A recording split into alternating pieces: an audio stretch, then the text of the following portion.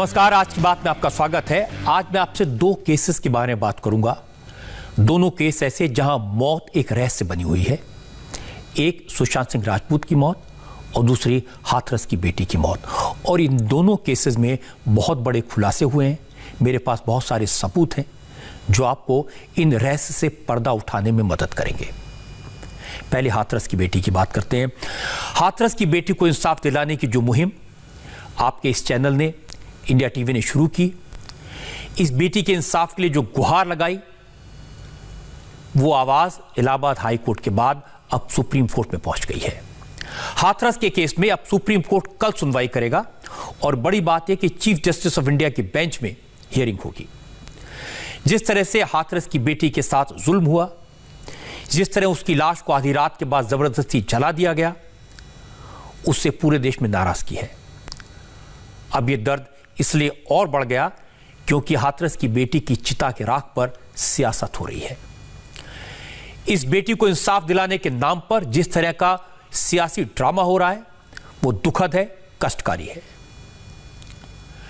जिस तरह से लड़की के घर को नेताओं ने टूरिस्ट स्पॉट बना दिया, वो दिल दुखाता है।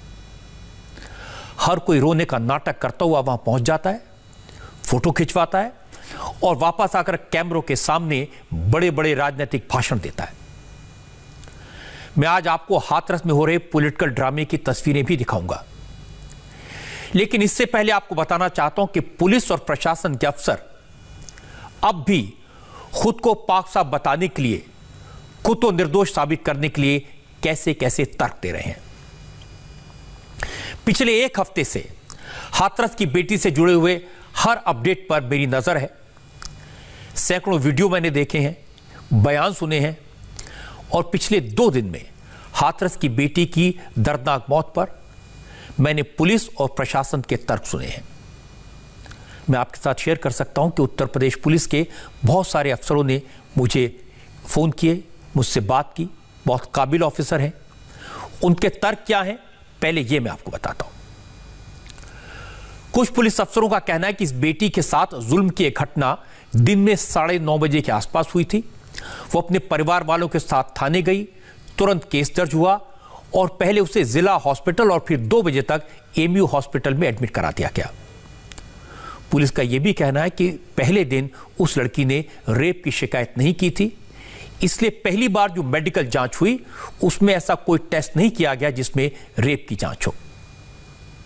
लेकिन मैंने हॉस्पिटल के बाहर चबूतरे पर लेटी, दर्द से तड़पती 19 साल की लड़की का वीडियो देखा है, जिसमें 2 पुलिस वाले खड़े हैं, लड़की के परिवार वालों से बयान ले रहे हैं।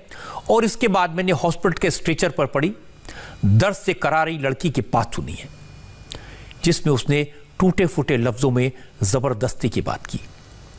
उसने कहा चोट इसलिए लगी, गर्दन इसलिए टूटी क्योंकि उसने संदीप को अपने साथ जबरदस्ती नहीं करनी थी। अब मैं पुलिस वालों से पूछना चाहता हूं कि जुल्म की शिकार लड़की इससे ज्यादा और क्या कहेगी? क्या जबरदस्ती का मतलब रेप नहीं है? किस बात को? क्या कानून ये नहीं कहता? मैं मान सकता हूं कि शुरू में ही रेप का केस दर्ज न करना यह पुलिस की पहली बड़ी लापरवाही थी। अब पुलिस कहती है कि घटना के 8 दिन बाद परिवार वालों ने दुष्कर्म का आरोप लगाया और जैसे ही उन्होंने रेप का आरोप लगाया, इस केस में फिर से लड़की के टेस्ट करवाए गए, हॉस्पिटल में जांच हुई, लेकिन रिपोर्ट में कहीं भी रेप का कोई सबूत नहीं मिला। लेकिन क्या हुआ? अफसर अपने तर्क दे रहे हैं, वो सिस्टम को बेगुनाह साबित करना चाहते हैं। लेकिन मैं पूछना चाहता हूं, अगर दुष्कर्म हुआ, उसके 8 दिन के बाद रेप का केस दर्ज हुआ, घटना के 11 दिन के बाद हॉस्पिटल में टेस्ट हुए, जांच हुई, तो सबूत कैसे मिलते? ये दोनों मिले। हर पुलिस वाला जानता है कि 96 घंटे के बाद ऐसे मामलों में जांच से कुछ हासिल नहीं होता, कोई सबूत नहीं मिल सकता। उस दिन रेप हुआ है। अब पुलिस किसे मूर्ख बनाने की कोशिश कर रही है? कोई और भी था। ये पुलिस की दूसरी बड़ी लापरवाही थी, जिससे पुलिस की नीयत पर शक हुआ। तीसरी बात, पुलिस अफसरों ने कही कि लड़की की मां ने 3 बार बयान बदले। पहले कहा कि गला घोटा गया, फिर कहा कि रस्सी से गला दबाया गया और फिर कहा कि दुपट्टे से गला घोटा। मेरा कहना है, इस बात से क्या फर्क पड़ता है कि गला कैसे दबाया गया? कड़वा सच तो यह है कि गला दबाने से, स्पाइनल इंजरी से एक बेटी ने तड़प तड़प कर अपनी जान दी थी। आप किस समाज से हो?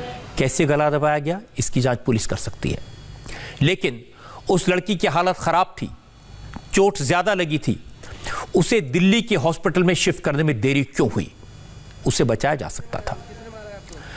इसके जवाब में पुलिस अधिकारियों का कहना है कि लड़की का परिवार उसे दिल्ली शिफ्ट करने को तैयार नहीं हुआ, इसलिए कई दिन की देरी हुई। मैं पुलिस की बात मान लेता हूं, पर आप जरा यह बताइए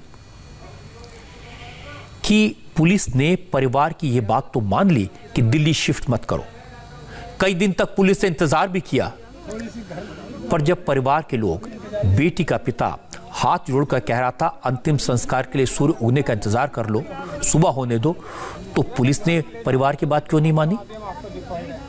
जब लड़की की बेबस मां ने एम्बुलेंस के सामने दहाड़े मारकर रोते हुए, सिर पटकते हुए कहा उसकी बेटी का चेहरा दिखा दो, उसकी बेटी को घर की चौखट पर ले चलो, बेटी की लाश को हल्दी लगाने दो, बेटी को अंतिम बार घर से विदा करने दो, तो पुलिस ने, प्रशासन ने उनकी बात क्यों नहीं मानी?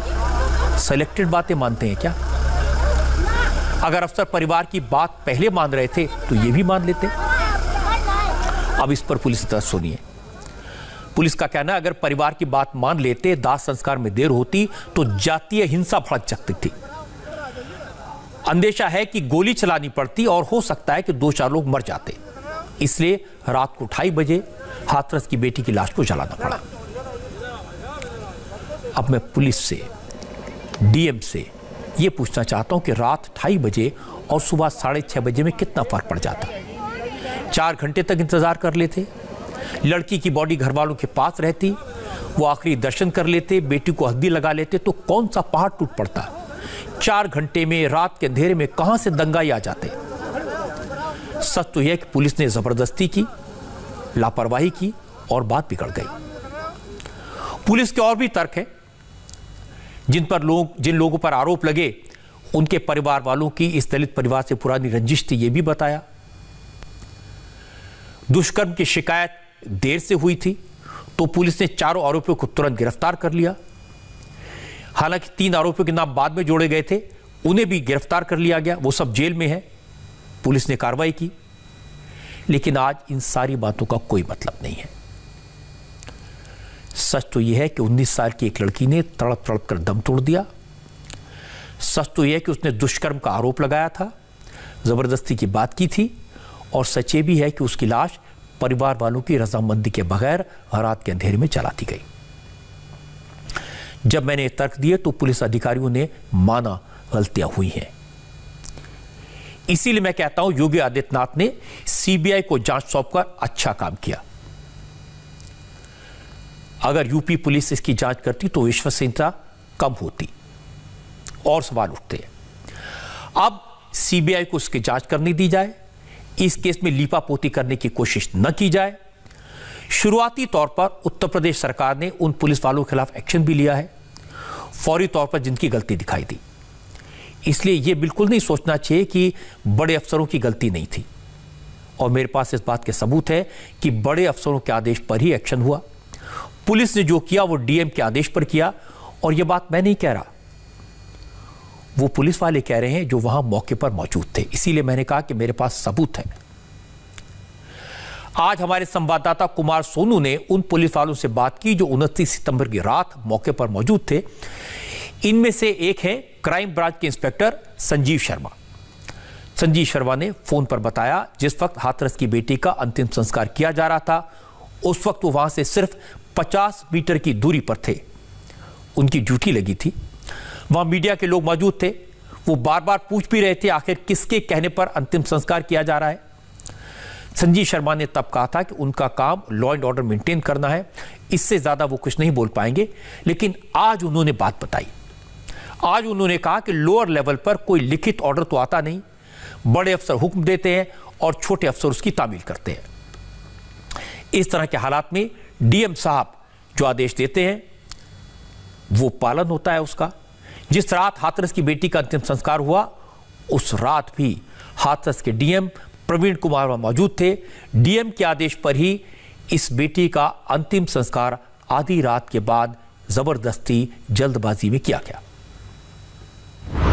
ये जानना चाह रहा था, ये क्या नाम, जैसे क्रिमिनेशन वगैरह रात को हुआ था, आप तो वहाँ पे थे ही, तो ये किसकी देखरेख में हुआ था ये सब चीजें? नहीं, मेरी वहाँ उसमें जहाँ वो जो क्रिमिनेशन हुआ था, हाँ, उससे करीबन 50 मीटर पहले मेरी ड्यूटी थी। हाँ, और ड्यूटी के सीधे गाँव पे ड्यूटी थी, घर पे। हाँ, लेकिन जब वो वहाँ से बॉडी चली थी वहाँ के लिए, हाँ, तो फिर ये था कि सब लोगों को ये कहा गया था वहीं चलो, हाँ, और मुझे उस पॉइंट पे लगा दिया गया था। तो आपको ये किसने कहा था कि सब लोगों को वहाँ क्रिमिनेशन ग्राउंड पे चलो? नहीं, वो तो सभी लोगों के लिए ऐसा आदेश हुआ था, जैसे वहाँ खड़े हुए थे हम लोग ड्यूटी पर, चलिए आप भी चलिए, आप भी चलिए, आप भी चलिए, आप भी चलिए। नहीं, मेरा तो मतलब किसने आदेश दिया था? आपके एसपी ने, डीएम ने, या किसी और ने? किसने कहा? जो भी काम हुआ था डीएम साहब ही, वैसे डीएम साहब का आदेश हुआ था। अच्छा, यानी कि जो अंतिम संस्कार रात में भी किया गया, ये सब डीएम साहब का आदेश था? नहीं, वहाँ तो ये तो मुझे पता नहीं है कि वहाँ उसके घर वाले भी मौजूद थे, 2-3 लोग मौजूद थे शायद, हाँ, जो मुझे मालूम पड़ा है। हाँ, लेकिन जो वहाँ जो सर्विस अथॉरिटी थी, हाँ, वो जानते ही आप आईएएस बड़े होते हैं, हाँ, तो वो मौजूद थे वहाँ पर घर पे। नहीं, मैं वही, कप्तान साहब भी मौजूद थे, डीएम साहब भी मौजूद थे। नहीं, मैं वही पूछ रहा हूँ, क्योंकि देखिए आप तो पुलिस विभाग से हैं, तो मेरा मतलब ये है कि जो क्रिमिनेशन का आदेश हुआ रात में, वो डीएम साहब का था या आपके कप्तान साहब का था? वहाँ तो ये था कि चलो चलो चलो चलो चलो चलिए वहाँ से। अब स्पष्ट रिटर्न ऑर्डर था नहीं मेरे पास इस चीज का। नहीं, वैसे क्योंकि भाई आप तो बहुत सीनियर अधिकारी हैं और सेंसिबल अधिकारी हैं, तो और क्राइम ब्रांच में भी हैं, तो भाई आप ऐसे तो है नहीं कि भाई भेड़ चाल में कोई भी चला जाएगा। मैं वही पूछ रहा हूँ। मेरा मानना तो ये इन्वॉल्व कोई अगर रिटर्न ऑर्डर हो या ना हो, हाँ, लेकिन समझ ऑर्डर जो है वो जिले में जो कभी कोई रिटर्न ऑर्डर होता है तो डीएम साहब के आदेश मान जाते हैं। अच्छा, यानी डीएम साहब के आदेश पे रात में क्रिमिनेशन हुआ था? हाँ, यही मानना पड़ेगा। मैं आपको बता रहा हूं कि मेरे पास में पुलिस की लापरवाही के सबूत हैं। जिस पुलिस इंस्पेक्टर की बात मैं आपको सुनवा रहा हूं, वो घटनास्थल पर मौजूद थे, यूपी पुलिस की क्राइम ब्रांच में है। और बड़ी बात यह कि संजीव शर्मा उन पुलिस ऑफिसर्स में नहीं है जिन्हें सस्पेंड किया गया है। संजीव शर्मा इस वक्त भी ड्यूटी पर है और हमारे रिपोर्टर ने छुपकर या उनको बिना बताए उनकी बात रिकॉर्ड नहीं की। संजीव शर्मा की बात इस बात का सबूत है कि लापरवाही बड़े अफसरों ने की। इंस्पेक्टर संजीव शर्मा ने कहा जिस तरह से पुलिस के अफसरों और जवानों पर कार्रवाई हुई वो सही नहीं है, लेकिन ये परंपरा सी बन गई है, कोई गड़बड़ी हो गई तो पुलिस के सिर मड़ दो, और इस बार भी ऐसा ही हुआ। क्या बोलते हैं, जो ये आपको ये जो पूरी स्थिति वगैरह भी बिगड़ी है, पुलिस वालों का सस्पेंशन भी हुआ, आईपीएस एसोसिएशन ने तो सवाल भी उठाए हैं उस पे, आपको लगता है कि ये सही हुआ या गलत हुआ? नहीं, ये तो हमेशा ये तो हमारी आदत पड़ गई है कि हमें कटना है। हम इंस्पेक्टर बने हैं तो हमें एक दिन जो है ये सामना करना पड़ेगा, 2 बार या 3 बार तो करना ही पड़ता है कम से कम। अच्छा, ये तो आदत में हमारी पुलिस में आ ही गया है। नहीं, ऐसा क्यों? फिर हम जानते हैं कि जब खल्लल में सिर दिया है तो मूसल से कटना ही कहावत है। तो आपको नहीं लगता जिला प्रशासन पर कार्रवाई होनी चाहिए थी? भाई आप लोग तो पुलिस वाले हैं, जो आदेश मिला वो इम्प्लीमेंट करते हैं। हम भाई से कुछ बोल नहीं सकते, समस्या ये है इस देश में गाय और भैंस ही काटे जाते जो बोल नहीं सकते, मजबूरी हम लोग को ये बोल नहीं सकते, समस्या ये है। इसीलिए मैंने कहा था उसमें कि मैं कोतवाल तो हो सकता हूँ पर मैं बोल नहीं सकता।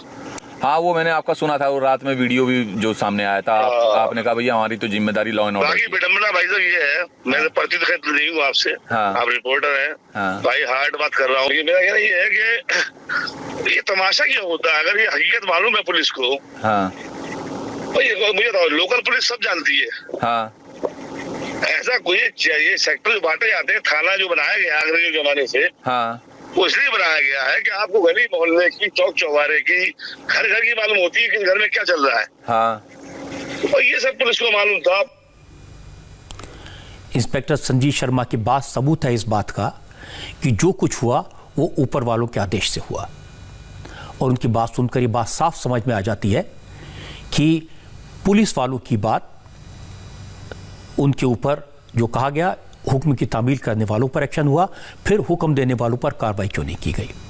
जब आदेश डीएम का था तो भी एक्शन डीएम पर होना चाहिए था। और ये सवाल कोई एक पुलिस वाला नहीं पूछ रहा, बहुत से पुलिस वाले पूछ रहे हैं। डीएम की लापरवाही का एक और सबूत मैं आपको दिखाता हूं। संजीव शर्मा के बाद कुमार सोनू ने दिनेश वर्मा से बात की। दिनेश वर्मा कुछ दिन पहले तक चंदपा थाने के एसएचओ थे, उन्हें एसआई टीम की रिपोर्ट के बाद लापरवाही के इल्जाम में सस्पेंड किया गया। दिनेश वर्मा ने रात के अंधेरे में परिवार वालों की सहमति के बिना, परिवार वालों की गैर मौजूदगी में बेटी की चिता जलवाने पर सीधे तौर पर कुछ नहीं कहा, लेकिन एसएचओ को इस बात का मलाल है उन्हें बलि का बकरा बनाया गया। अच्छा, वैसे दिनेश जी, मैं एक बात जानना चाह रहा था कि जो ये क्रिमिनेशन का था आधी रात का फैसला, ये था किसका हकीकत में? क्या ये क्रिमिनेशन का फैसला जो है वो आधी रात में किसका था? जो मुझे दंडित किया गया तो मैं ही मान रहा हूँ अपनी, और क्या बताऊं? नहीं, आप तो अपनी मान रहे हैं, लेकिन आपके ऊपर भी तो उच्च अधिकारी हैं या कुछ और जिला प्रशासन, कहीं तो आपको लगता होगा ना, आपका एक निजी विचार भी तो होगा ना कि भाई इनकी भी लापरवाही है, अगर ऐसा नहीं हुआ होता तो शायद ये सब चीजें नहीं होती। ऐसा जाएगा तो विस्फोट तरह एक, हम तो अपने साथ एक एक्सीडेंटल घटना मानते हैं। हाँ। मैं टेंशन किसी का था नहीं, सही था, सब कुछ सही चल रहा था।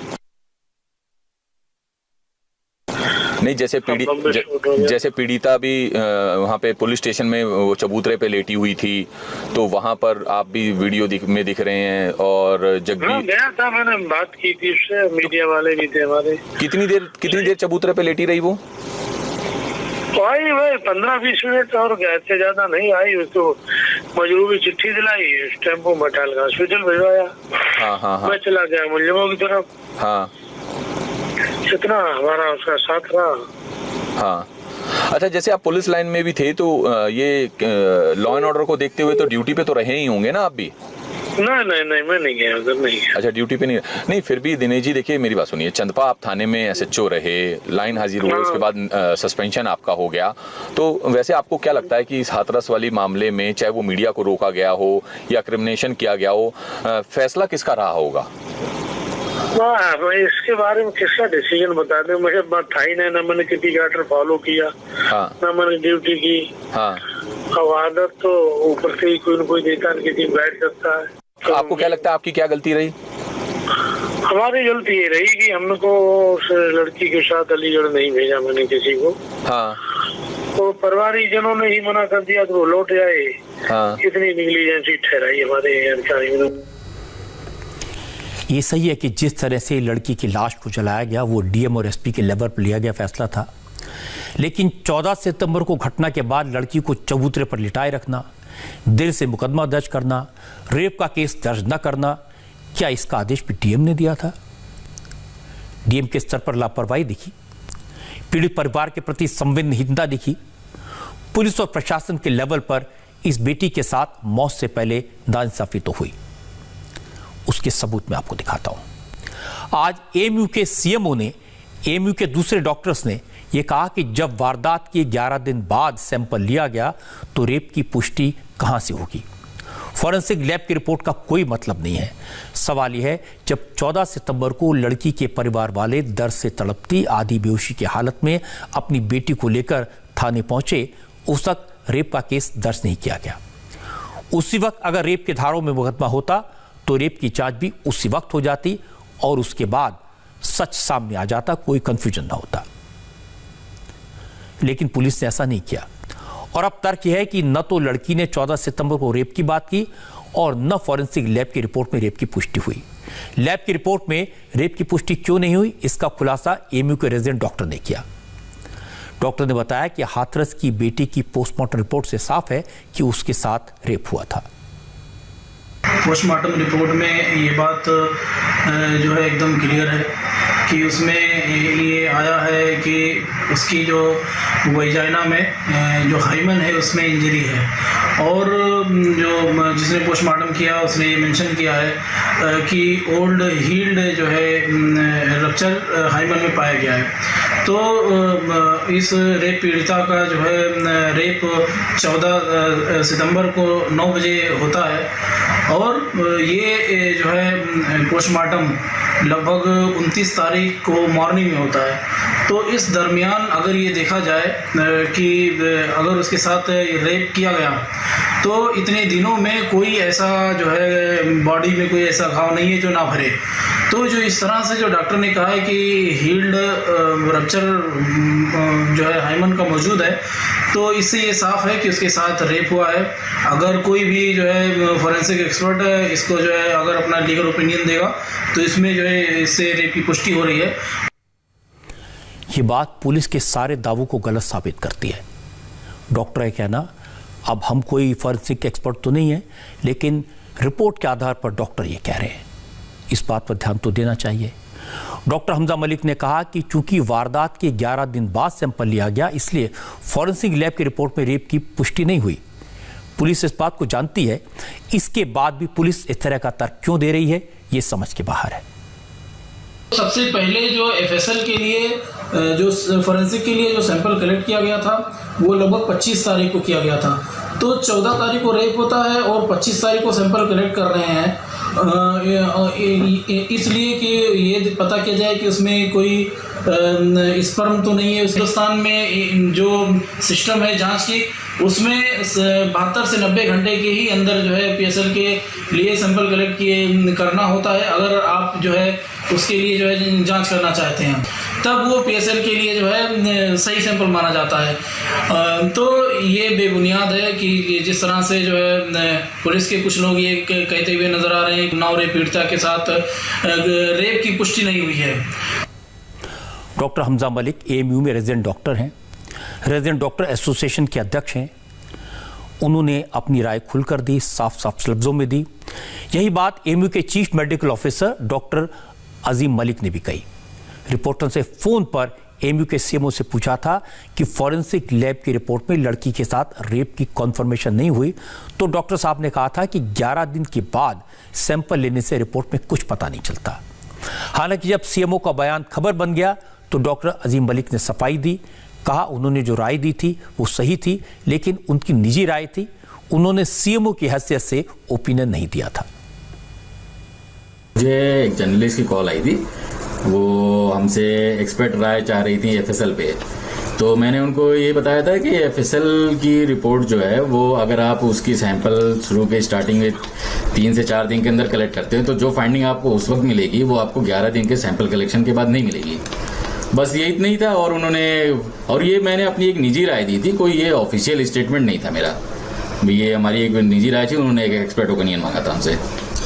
हाथरस प्रकरण को लेकर के पूछा था या फिर नहीं? हाथरस नहीं, प्रकरण तो उनका अपना जो भी था, लेकिन मुझसे एफएसएल रिपोर्ट से रिलेटेड उन्होंने क्वेश्चन किया था कि इस मामले में जो एफएसएल रिपोर्ट में जो उन्होंने बोला है कि 11 दिन के बाद जो डॉक्टर हमारे यहाँ के जो लोगों ने स्टेटमेंट या जो भी रिकॉर्ड हुए हैं, बाकी हमसे जो उन्होंने क्वेश्चन किया था वो स्पेसिफिक था। एफएसएल रिपोर्ट की जो 11 दिन पे फाइंडिंग है, क्या वो सेम रहेगी जो आपको स्टार्ट में मिलती है? अच्छा, नॉर्मल जो रेप केस जैसे होते हैं उसमें कब तक उसका ले जाना चाहिए सैंपल? जिससे गवर्नमेंट गाइडलाइन तो 4 दिन के अंदर कहती है। अच्छा, 4 दिन के अंदर सैंपल लेना चाहिए। और अगर कोई उसके बाद लेता है तो फिर उसमें अब वो फोरेंसिक एक्सपर्ट ये बता सकते हैं। बाकी मेरी जो नॉलेज है कि 4 दिन के अंदर गवर्नमेंट के प्रोटोकॉल्स हैं कि वो 4 दिन के अंदर आपको उसके स्वैप्स जो हैं वो ले लेने चाहिए। 11वें दिन नहीं आएगी? नहीं, 11वें दिन तक बहुत रेयर है। अब एक डॉक्टर सीएमओ के लिहाज से प्रोफेशनली बात करे या फिर पर्सनल कैपेसिटी में, इससे उस बयान की, उस ओपिनियन की वैलिडिटी पर कोई खास फर्क नहीं पड़ता। और डॉक्टर अजीम ने जो बात कही है वही कानून भी कहता है। बलात्कार के केस में टेस्ट 96 घंटे के भीतर होना चाहिए और टेस्ट कराना पुलिस की जिम्मेदारी होती है। हाथरस के मामले में 19 साल की बेटी ने हिम्मत करके, दर्द के बावजूद अपने साथ हुई नाइंसाफी के बारे में, जुल्म के बारे में बताया था, और इसके बाद भी अगर उनसे इंसाफ नहीं मिल सका, वक्त पर दोषियों को नहीं पकड़ा गया, सही धाराओं में केस दर्ज नहीं हुआ, उसे हॉस्पिटल पहुंचाने में देर हुई, तो इसके लिए सिर्फ किस्मत को दोष नहीं दिया जा सकता। पुलिस वालों ने लापरवाही तो की है, अफसरों ने अहंकार तो दिखाया है, कर्तव्य के बजाय अपने रौब को, रुतबे को तवज्जो दी है, इंसानियत दिखाने के बजाय बेबस और लाचार माता पिता को धमका कर चुप कराने की कोशिश की। इसीलिए यह मामला इतना बड़ा बना और यह मामला अब हाई कोर्ट के सामने है, सुप्रीम कोर्ट में भी पहुंच गया है। जिस तरह से इलाहाबाद हाई कोर्ट ने आज की बात में दिखाई गई रिपोर्ट को देखा, उसको संज्ञान लिया, उसके बाद मुझे पूरा यकीन है कि हाथरस की बेटी को न्याय जरूर मिलेगा। लेकिन जब तक अदालत फैसला करे, उस वक्त समाज की जिम्मेदारी है इस बेटी के माता पिता को, भाई बहनों को सांत्वना दें, हिम्मत दें, उनके दर्द को, उनके दुख को कम करने की कोशिश करें। लेकिन उल्टा हो रहा है। बेटी की मौत को वोट की नजर से देखने वालों ने हाथरस की इस बेटी के घर को पॉलिटिकल टूरिस्ट स्पॉट बना दिया है। एक्सप्लॉइट करने की कोशिश कर रहे हैं। राहुल गांधी और प्रियंका गांधी इस टूरिस्ट स्पॉट पर पहुंचने वाले सबसे पहले थे और इसके बाद तो सिलसिला शुरू हो गया। लड़की के माता पिता, भाई बहन 2 पल भी चैन से नहीं बैठ पाए। एक दूसरे के साथ बैठकर एक दूसरे के आंसू भी नहीं पहुंच पाए, क्योंकि हर वक्त नेताजी पहुंच जाते हैं। कभी लाठीचार्ज होता है, कभी चीख चिल्लाहट सुनाई देती है, कभी भाषणबाजी होती है, नारेबाजी होती है, कोई पैसा ऑफर करता है, कोई उनसे बयान देने को कहता है, और यह सब हो रहा है हाथरस की बेटी को न्याय इंसाफ दिलाने के नाम पर। आज आम आदमी पार्टी के नेताओं का डेलीगेशन पीड़िता के घर पहुंचा। संजय सिंह, राजेंद्र पाल गौतम और राखी बिल्लान पीड़िता के परिवार से मिले। जिस वक्त अपनी पार्टी की टोपी पहने संजय सिंह उत्तर प्रदेश सरकार को कोस रहे थे, न्याय युद्ध छेड़ने की बात कह रहे थे, उसी वक्त एक शख्स ने संजय सिंह पर साई फेंक दी। हालांकि मैं इसको बिल्कुल गलत मानता हूं, ऐसा नहीं करना चाहिए किसी को भी, लेकिन हंगामा शुरू हुआ, नारेबाजी हुई और बाद में पुलिस ने साई फेंकने वाले को हिरासत में लिया। मोदी जी की सरकार यार वापस जाओ, वापस जाओ, वापस जाओ, वापस जाओ, वापस जाओ, वापस जाओ, वापस जाओ, वापस जाओ।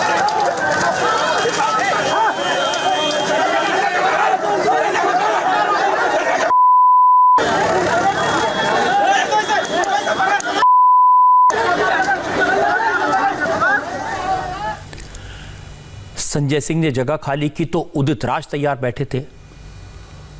पूर्व सांसद हैं, पहले बीजेपी में थे, अब कांग्रेस में हैं, खुद को दलितों का नेता बताते हैं और मामला दलित की बेटी से जुड़ा है, इसलिए उदित राज भी पहुंच गए। इसके बाद लेफ्ट पार्टीज की नेता एनी राजा भी हाथरस पहुंचे और इसके बाद एनसीपी के कुछ नेता पहुंचे। इससे हमारी परंपरा है, किसी घर में मौत हो जाए तो दुखी परिवार को सांत्वना देने सब लोग जाते हैं, चुपचाप जाते हैं, संवेदना व्यक्त करके आ जाते हैं, होला हंगामा नहीं करते, हल्ला नहीं मचाते। लेकिन दुख हुआ ये देखकर कि जो नेता पहले हंगामा करते हैं, नारेबाजी करते हैं, पुलिस से उलझते हैं, कैमरे की नज़र में आने की कोशिश करते हैं और उसके बाद लड़की के परिवार वालों से मिलते हैं और फिर बाहर निकलकर फिर कैमरा खोजने लगते हैं जिससे कुछ बयान दे दें। जिस घर में बेटी की मौत का मातम है, परिवार पर तरह तरह के जुल्म हुए हैं, उस घर के बाहर हंगामा हो रहा है, लाठी डंडे चल रहे हैं, पत्थरबाजी हो रही है। अब पुलिस ने हंगामा करने वालों के खिलाफ एक्शन भी शुरू किया है। आज भीम आर्मी के प्रमुख चंद्रशेखर आजाद समेत उनके 400 सपोर्टर्स के खिलाफ मुकदमा दर्ज किया गया। लेकिन इससे पहले चंद्रशेखर आजाद के रुख पर कोई फर्क नहीं पड़ा। वो आज दिल्ली में थे, उन्होंने मीडिया से लड़की के परिवार को वाई कैटेगरी की सिक्योरिटी देने की मांग कर दी। जो लोग हाथरस में लाकर अपनी सियासत चमका रहे हैं, नारेबाजी कर रहे हैं, इससे उन्हें सियासी फायदा हो सकता है, उनकी नेतागिरी चमक सकती है, कुछ वोट मिल जाएंगे। लेकिन इन नेताओं को यह दावा झूठा है कि वो लोग हाथरस की बेटी के लिए इंसाफ की लड़ाई लड़ रहे हैं। उस पिता का क्या हाल होगा जो अपनी बेटी की मौत की दर्द भरी दास्तान एक हफ्ते में सैकड़ों बार सुना चुका है। आमतौर पर लोगों की कोशिश होती है दुखी परिवार के गम से उभरें, दुख भरी दर्दनाक बातों को भूलें, लेकिन राजनीति में अगर दुख से, दर्द से वोट मिलता है, सपोर्ट मिलता है, तो नेता उस गांव को बार बार हरा करने से नहीं हिचकते। और हाथरस में एक हफ्ते से यही हो रहा है। दुख की बात यह कि हाथरस की घटना की बात करके ऐसा माहौल बनाया जा रहा है जैसे पूरे यूपी में दलितों और ठाकुरों के बीच दुश्मनी हो गई है। एक घटना को जाति के संघर्ष के तौर पर पेश करने की कोशिश की गई है, जो बहुत खतरनाक है। सरकार का दावा है कि उसके पास विरोधी दलों की तरफ से हो रही साजिश के पुख्ता सबूत है, जानकारी है। यूपी पुलिस का दावा है कि हाथरस के बहाने उत्तर प्रदेश में जातीय दंगे भड़काने की साजिश रची गई है। दुनिया भर में प्रधानमंत्री मोदी और मुख्यमंत्री योगी को बदनाम करने के लिए बहुत तेजी से काम हुआ है। जस्टिस फॉर हाथरस के नाम से रातों रात एक फर्जी वेबसाइट बनाई गई। इस वेबसाइट से हजारों लोगों को जोड़ा गया। इस वेबसाइट के जरिए लोगों को यहां तक बताया गया कि हिंसा भड़काने के लिए क्या करना है और क्या नहीं करना। पुलिस का दावा है कि यूपी में आग लगाने के लिए, सरकार के खिलाफ बड़े पैमाने पर हिंसा भड़काने के लिए बड़े लेवल पर फंड का इंतजाम भी किया जा रहा है। इस काम में पीएफआई, एसडीपीआई जैसे संगठन बढ़ चढ़कर हिस्सा ले रहे हैं। ये वो संगठन है जो सीए के खिलाफ हिंसा में शामिल थे। जातीय दंगों को अंजाम देने के लिए जो वेबसाइट तैयार की गई, उसका कनेक्शन एमनेस्टी इंटरनेशनल से भी जुड़ रहा है। इस काम के लिए इस्लामिक देशों से फंडिंग के सुराग भी मिले हैं। जांच एजेंसियों के हाथ वेबसाइट की कई डिटेल्स और पुख्ता जानकारी लगी है। पुलिस ने इस मामले में कई केस भी दर्ज कर लिए हैं। और सबसे चौंकाने वाली बात है कि जस्टिस फॉर हाथरस के नाम की वेबसाइट में कई तरह के निर्देश दिए गए हैं। वेबसाइट में बताया गया कि मीडिया और सोशल मीडिया के जरिए फेक न्यूज का इस्तेमाल किस तरह किया जाए। फोटोशॉप से तैयार तस्वीरों, अफवाहों, एडिटेड विजुअल्स का इस्तेमाल किस तरह किया जाए।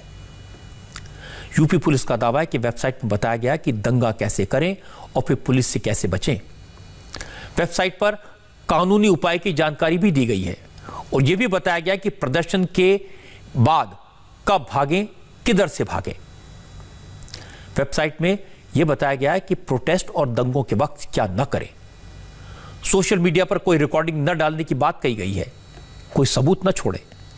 यह बताया गया है कि लाठीचार्ज हो तो क्या करें, प्रदर्शन की जगह पर माहौल भड़क जाए तो कैसे निपटे। वेबसाइट यह भी बताती है कि प्रोटेस्ट के दौरान क्या पहनना है, क्या नहीं पहनना। बताया गया कि प्रोटेस्ट के वक्त वैसलीन, सनस्क्रीन, तेल ना लगाएं, इससे केमिकल का असर होगा। कॉन्टैक्ट लेंस ना पहने, केमिकल से आंखों को नुकसान हो सकता है। खुले और बड़े बाल ना रखें। वेबसाइट में बताया गया कि ब्रांडेड कपड़े ना पहने क्योंकि इससे पकड़े जाने का खतरा रहता है।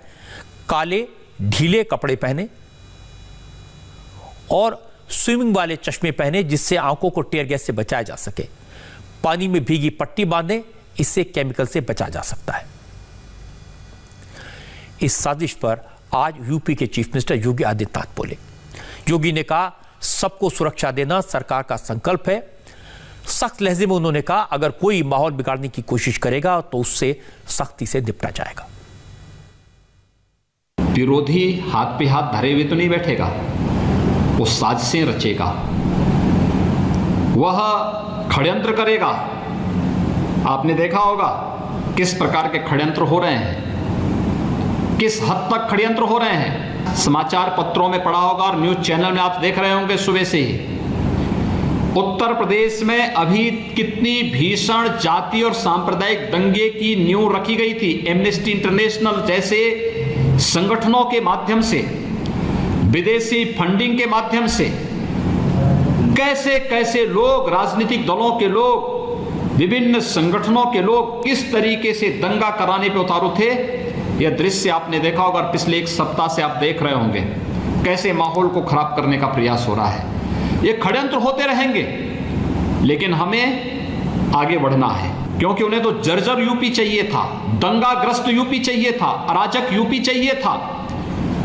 अब उनकी मनसाएं पूरी नहीं हो रही तो षड्यंत्र रचने में लगे हैं। लेकिन मैं आप सबको इस बात के लिए आश्वस्त करता हूं, ये भारतीय जनता पार्टी की सरकार है। सबको सुरक्षा, सबको सम्मान हमारा संकल्प है। लेकिन अगर कोई माहौल बिगाड़ने का कार्य करेगा तो सख्ती के साथ उससे निपटने की भी एक दृढ़ इच्छा शक्ति के साथ हम कार्य करने के लिए पूरी प्रतिबद्धता के साथ कार्य कर रहे हैं। विकास हर द्वार तक पहुंचाएंगे, लेकिन अराजकता फैलाने की छूट और भ्रष्टाचार फैलाने की छूट किसी को भी नहीं देंगे। इस बात में कोई शक नहीं कि उत्तर प्रदेश में दंगा भड़काने की कोशिश की गई। इस बात के सबूत आपने देखे हैं। इस बात में कोई शक नहीं कि सियासी लोगों ने इस पूरे मामले की फायदा उठाने की कोशिश की है। लेकिन मुंबई में भी जिस तरह से सुशांत का केस बिगाड़ा, ये उसी तरह का उदाहरण है जैसे पुलिस ने उत्तर प्रदेश में हाथरस का केस बिगाड़ा। आज एम्स की टीम ने अपनी रिपोर्ट में क्या कहा, जिस तरह से हाथरस के केस में पुलिस की लापरवाही से मामला बिगड़ा, उसी तरह से आज यह साबित हुआ कि सुशांत सिंह राजपूत की मौत को लेकर मुंबई पुलिस की लापरवाही से मामला बिगड़ा, शक पैदा हुआ। आज एम्स के जाने माने डॉक्टर सुधीर गुप्ता ने बड़े साफ साफ लफ्जों में कहा कि सुशांत सिंह राजपूत की मौत की गहराई से जांच करने के बाद वो इस नतीजे पर पहुंचे हैं कि ये मर्डर का केस कतई नहीं है, clear cut case of suicide है, पूरी तरह से आत्महत्या का मामला है। और उन्होंने यह भी कहा कि क्लियर और कंक्लूसिव रिपोर्ट है कि सुशांत सिंह राजपूत की मौत हैंगिंग से हुई थी। यह बिल्कुल साफ है, प्रामाणिक है कि सुशांत की जान फांसी पर लटकने से गई। डॉक्टर सुधीर गुप्ता एम्स के 7 डॉक्टर्स के मेडिकल बोर्ड के हेड हैं। यह डॉक्टर्स का वो बोर्ड है जिसने सीबीआई के कहने पर सुशांत केस की फॉरेंसिक जांच की थी। सारे के सारे 7 डॉक्टर, पूरा का पूरा बोर्ड इस बात से सहमत है, कन्विंस्ड है कि सुशांत ने फांसी लगाकर आत्महत्या की, ये मर्डर नहीं था। इस मेडिकल बोर्ड ने अपनी यह रिपोर्ट सीबीआई को सौंप दी है। रिपोर्ट में कहा गया कि सुशांत सिंह राजपूत की बॉडी पर किसी तरह की इंजरी के कोई निशान नहीं थे। उनके विसरा की जांच से साबित हुआ उन्हें किसी तरह का कोई जहर नहीं दिया गया था और यह मर्डर का केस नहीं है, आत्महत्या का केस है। डॉक्टर सुधीर गुप्ता एम्स में department of forensic medicine and toxicology के हेड हैं। उन्होंने बड़े बड़े केसेस की फॉरेंसिक जांच की है और कभी भी उनकी रिपोर्ट की प्रामाणिकता पर सवाल नहीं उठे। सीबीआई ने, कोर्ट ने, हर जगह उनकी रिपोर्ट को स्वीकार किया गया। लेकिन आज सुशांत सिंह राजपूत के परिवार ने, उनके परिवार के वकील ने डॉक्टर सुधीर गुप्ता की रिपोर्ट पर सवाल उठाए। कुछ लोगों ने यह भी भ्रम फैलाया कि 22 अगस्त को डॉक्टर सुधीर गुप्ता ने कुछ लोगों से कहा था कि ऊपरी तौर पर देखने से लगता है कि मुंबई के कूपर हॉस्पिटल ने ठीक से जांच नहीं की। उनकी रिपोर्ट को लेकर कई सारे सवाल उठते हैं, यह मर्डर भी हो सकता है। लेकिन नोट करने वाली बात है कि डॉक्टर सुधीर गुप्ता ने यह शक, ये डाउट, ये कमेंट उस समय जाहिर किए थे जब उन्होंने इस केस की जांच शुरू भी नहीं की थी। उस समय डॉक्टर सुधीर गुप्ता बाकी लोगों की तरह टीवी देखकर, सोशल मीडिया पर कमेंट पढ़कर तरह तरह की बातें सोच रहे थे और यही उन्होंने कहा। डॉक्टर सुधीर गुप्ता की टीम को सीबीआई ने 21 अगस्त को लेटर दिया। उनके जिस स्टेटमेंट को लेकर सवाल खड़े किए गए वो 22 अगस्त का है, इसलिए उस दिन की बातों का कोई मतलब नहीं है। डॉक्टर सुधीर गुप्ता की टीम के 3 डॉक्टर सितंबर के दूसरे हफ्ते में मुंबई गए। उन्होंने हर एंगल से सुशांत सिंह राजपूत की मौत की जांच की, फॉरेंसिक जांच की, चाहे वो सुसाइड हो, चाहे वो मर्डर हो, उन्होंने हर एंगल से जांच की। किसी भी चीज की जांच करते समय यह रूल आउट नहीं किया कि यह आत्महत्या भी हो सकती है, हत्या भी हो सकती है। इस तरह के केस में सीन रिक्रिएट करने के लिए, विसरा की जांच के लिए जो इंटरनेशनल स्टैंडर्ड्स के तरीके हैं, उनसे साइंटिफिक जांच की और उसके बाद पूरा मेडिकल बोर्ड इस नतीजे पर पहुंचा यह आत्महत्या का मामला है और इसमें शक की कोई गुंजाइश नहीं है। आज एम्स ने कहा कि डॉक्टर सुधीर गुप्ता की टीम का एक्सपर्ट ओपिनियन सीबीआई को सबमिट कर दिया गया है और ये रिपोर्ट अब सीबीआई के पास है। मैं आपसे एक बार फिर से कह सकता हूं कि डॉक्टर गुप्ता ने देश के तमाम बड़े बड़े केसेस की जांच की है और पूरी तहकीकात करने के बाद सारे डॉक्टर्स का यूनानिमस ओपिनियन है, 7 डॉक्टर्स की एक ही राय है कि सुशांत सिंह राजपूत की मौत हैंगिंग से हुई, फांसी पर लटकने से हुई। डॉक्टर सुधीर गुप्ता की रिपोर्ट पर सवाल उठाने वाले वो लोग हैं जिनका आरोप था मुंबई के कूपर हॉस्पिटल ने ठीक से फॉरेंसिक जांच नहीं की।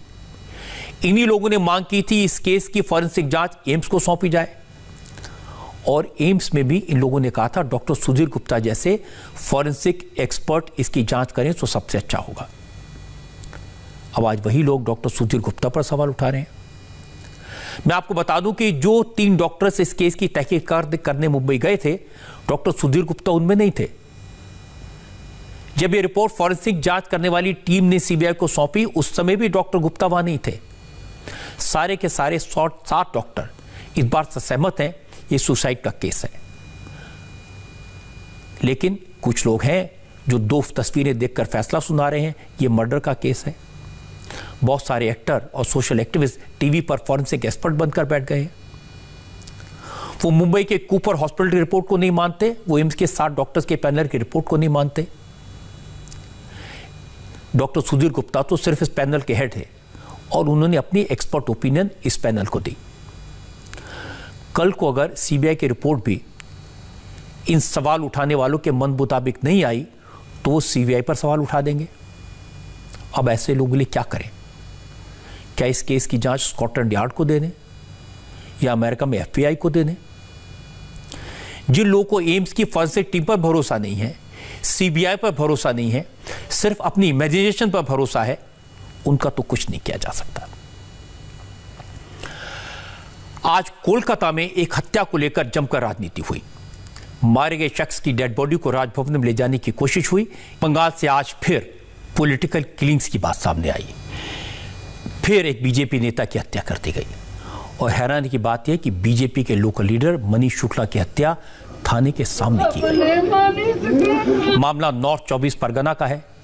मनीष शुक्ला टीटागढ़ इलाके में कुछ लोगों के साथ बात कर रहे थे, तभी 4 लोग बाइक्स पर आए। 8 बदमाश थे। मनीष शुक्ला पर फायरिंग की।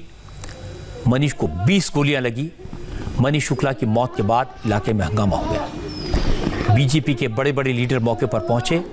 मनीष शुक्ला अपने इलाके के कॉर्पोरेट रह चुके हैं। बीजेपी के काफी एक्टिव लीडर थे। बैरकपुर से बीजेपी के सांसद अर्जुन सिंह के काफी करीबी माने जाते थे। मनीष को श्रद्धांजलि देने के लिए अर्जुन सिंह के अलावा कैलाश विजयवर्गीय, मुकुल रॉय जैसे बीजेपी के सभी बड़े नेता उनके घर पहुंचे।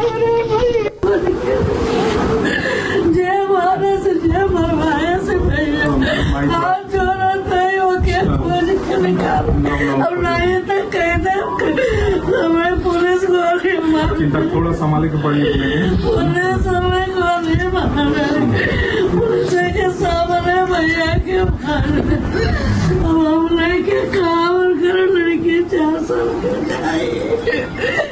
कैलाश विजयवर्गीय ने कहा कि बीजेपी को ममता सरकार पर भरोसा नहीं है, इसलिए इस मामले की जांच CBI या फिर किसी दूसरी सेंट्रल एजेंसी से कराई जानी चाहिए।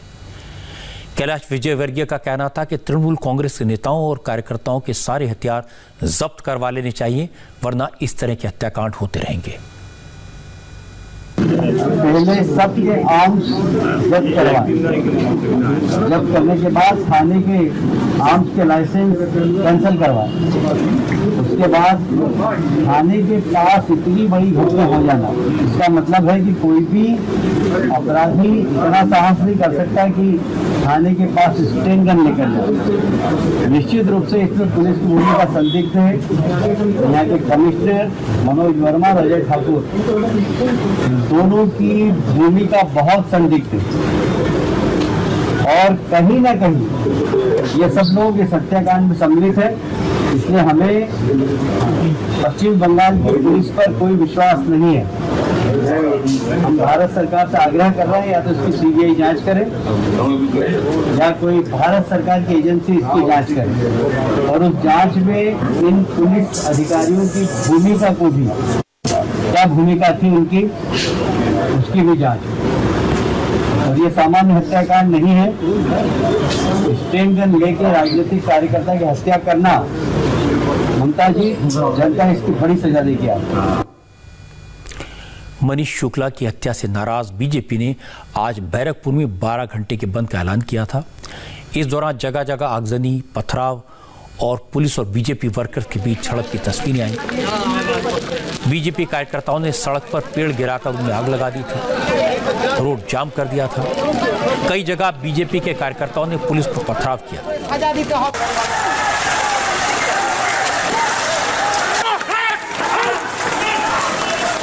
पुलिस को भी इस बात की आशंका थी, इसलिए पुलिस पूरी तैयारी के साथ आई थी।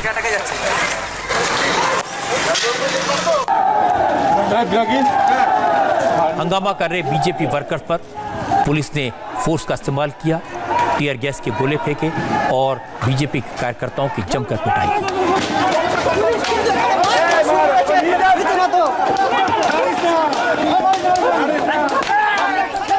बीजेपी के नेता मनीष शुक्ला की डेड बॉडी लेकर राजभवन जाना चाहते थे।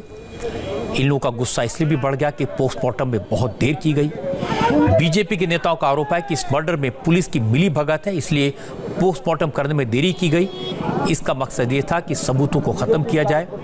हालांकि पुलिस ने बीजेपी नेताओं को मनीष का शव राजभवन नहीं ले जाने दिया और काफिले को काफी पहले रोक लिया।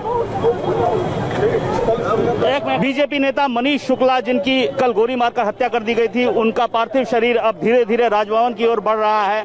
बीच में पुलिस ने रोका था, बैरिकेडिंग कर दी थी, लेकिन फिर बैरिकेडिंग खोल दी गई है। अब उनके पिताजी को जाने दिया जा रहा है, जहां पर वो राज्यपाल से मिलेंगे, राज्यपाल से मिलकर न्याय की गुहार लगाएंगे। बीजेपी का भी यही कहना है। अर्जुन सिंह से जो हमारी बात हुई, उनका कहना है कि राज्यपाल से मिलकर वो लोग निकल जाएंगे यहाँ से। और फिलहाल धर्मतल्ला मोड़ पर हम लोग हैं। ये मुख्य चौक है, मुख्य चौराहा है, इस वक्त पूरी तरह से जाम हो गया है क्योंकि पुलिस ने रोक दिया था। ऑफिस टाइम भी है और काफी संख्या में पुलिस भी तैनात है, बीजेपी के कार्यकर्ता भी यहाँ पर हैं और धीरे धीरे ये डेड बॉडी राजभवन की ओर बढ़ रही है। पुलिस ने पार्थिव शरीर को राजभवन नहीं ले जाने दिया, लेकिन बाद में बीजेपी नेताओं का डेलीगेशन राज्यपाल से मिला और इस केस की जांच सीबीआई से कराने की मांग की। वैसे खुद गवर्नर भी इस मामले में एक्शन पर थे। मनीष शुक्ला की हत्या कल की गई थी और गवर्नर जगदीप धनखड़ ने आज सुबह पश्चिम बंगाल के चीफ सेक्रेटरी को राजभवन बुलाया और इस मामले पर रिपोर्ट मांगी। बीजेपी नेताओं ने कहा ममता बनर्जी की पुलिस इस मामले में सच सामने नहीं ला सकती, इसलिए इस केस की जांच सीबीआई से करानी चाहिए। जैसा मैंने आपको बताया कि मनीष शुक्ला बैरकपुर से बीजेपी के एमपी अर्जुन सिंह के करीबी थे, इसलिए अर्जुन सिंह भी पोस्टमार्टम हाउस के बाहर मौजूद थे। उन्होंने कहा जिस हथियार से मनीष शुक्ला की हत्या की गई वैसे हथियार बदमाशों के पास नहीं होते, इस हत्या के पीछे पुलिस का हाथ है। हमने एक ही डिमांड किया है, उनके पिताजी ने भी एक ही डिमांड किया है कि जेहेतु हम लोग को ये क्लियर समझ में आ रहा है कि थाने के सामने जो हत्या हो रही है, एक आदमी कार्बाइन लेके या 10 आदमी हथियार लेके कितना देर तक खड़ा हो सकता है थाने के सामने। और मजे की बात है कि थाने का सीसीटीवी भी खराब है, बगल का एक सीसीटीवी था उसको भी तोड़ दिया रात में पुलिस ने। इसलिए निश्चित है कि पुलिस इस हत्या में शामिल है, क्योंकि पुलिस के हथियार से हत्या हुई है। तो पुलिस के तदंत पर हमारा कोई आस्था नहीं है, इसलिए उनके पिताजी ने महामहिम के पास ये आवेदन किया है कि ये सीबीआई से तदंत हो ताकि सटीक तथ्य सामने आए और सटीक अपराधी गिरफ्तार हो। पश्चिम बंगाल में बीजेपी के कार्यकर्ताओं की हत्या अब कोई नई बात नहीं रही। बीजेपी के दर्जनों कार्यकर्ताओं का मर्डर हो चुका है। आज जिस तरह से मनीष शुक्ला की हत्या हुई, वो पुलिस के रोल पर सवाल तो खड़े करती है। क्रिमिनल्स के पास 10 गन कहां से आई? इस तरह के हथियार तो पुलिस के पास होते हैं। दूसरी बात, अगर थाने के बाहर अपराधी 2 मिनट तक फायरिंग करते रहे और एक भी पुलिस वाला बाहर नहीं निकला तो शक तो और बढ़ेगा। क्योंकि पश्चिम बंगाल में अगले साल चुनाव है, इसलिए इस तरह की हिंसा और बढ़ सकती है और काफी चिंता की बात है। आगे बढ़ते हैं। लद्दाख में चीन के साथ चल रही टेंशन के बीच आज एयरफोर्स चीफ ने बड़ा बयान दिया। उन्होंने क्या कहा? आज air chief marshal RKS Bhadauria ने एक बड़ी बात कही। उन्होंने कहा कि हिंदुस्तान की आर्मी और एयरफोर्स 2 फ्रंट वॉर के लिए भी तैयार है। अगर चीन पाकिस्तान की मदद से दूसरा फ्रंट खोलने की हिम्मत करता है तो इसका सामना करने के लिए फौज तैयार है। एयर चीफ मार्शल ने कहा हम दुश्मन को कम करके नहीं आंक रहे, लेकिन अगर दुश्मन हिंदुस्तान की सेना को कम करके आंकता है तो ये उसकी बड़ी भूल होगी। राफेल फाइटर प्लेन्स को एयरफोर्स में शामिल किए जाने पर एयर मार्शल ने कहा इससे एयरफोर्स की ऑपरेशनल एडवांटेज बढ़ गई है, वायुसेना की डीप स्ट्राइक कैपेबिलिटी बढ़ गई है। हमने कई बार इस विषय पे क्लियरली बोला है कि हम किसी भी कन्वेंशनल कॉन्फ्लिक्ट के लिए और किसी भी तरह के कॉन्फ्लिक्ट के लिए फुल्ली प्रिपेयर्ड है, एंड उसमें 2 फ्रंट वॉर भी इंक्लूडेड है। हमारी हमेशा ये फोकस रहता है कि हमारी operational capability current threat scenario के अगेंस्ट बिल्डअप की जाए, अगेंस्ट प्रिपेयर्ड रहे, एंड हमारी कैपेबिलिटी पूरी तरह से तैयार है 2 फ्रंट वॉर के लिए भी।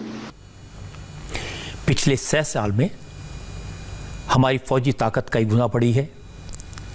इस बात में कोई शक नहीं कि पिछले 6 साल में प्रधानमंत्री नरेंद्र मोदी ने सेना की जरूरतों को पूरा करने के लिए बोल्ड फैसले किए हैं, बड़े फैसले किए हैं, सेना को खुली छूट दी है, सरहद के ऊंचाई वाले इलाकों में इंफ्रास्ट्रक्चर बनाया है। इन सब चीज़ों से हमारी फौज का मोराल बढ़ा है, क्षमता बढ़ी है, ताकत बढ़ी है। और इसका असर क्या होता है, इसका एग्जाम्पल गलवान में हमारे जवानों ने दिखा दिया था। और एक और बड़ी बात यह है कि इस चीन की सिचुएशन पर हो सकता है कि चीन के प्रधानमंत्री और भारत के प्रधानमंत्री के बीच बात हो। इस बात की खबर मिली है कि नवंबर में शी जिनपिंग और नरेंद्र मोदी की मुलाकात हो सकती है। एक स्पेशल रिपोर्ट आपको दिखाएंगे। सुशांत के केस में एम्स की रिपोर्ट के बारे में मैंने आपको बहुत सारी जानकारी दी।